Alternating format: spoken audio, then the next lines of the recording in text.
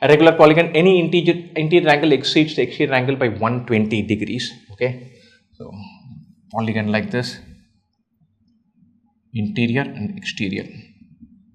I plus E is 180, I minus E is 120.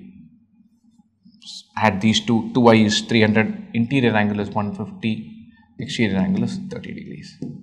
A regular polygon, exterior angle is 30, sum of all exterior angles is 360 degrees.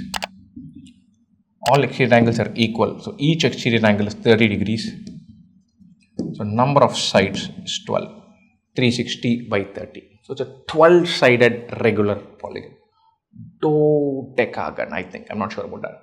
The number of triangles n into n minus 3 by 2, we're basically doing 12 into 9 by 2, 12 into 6, 9 into 6, 54. Nice juicy freebie. You know the couple of formulas, just writing it down and getting the marks.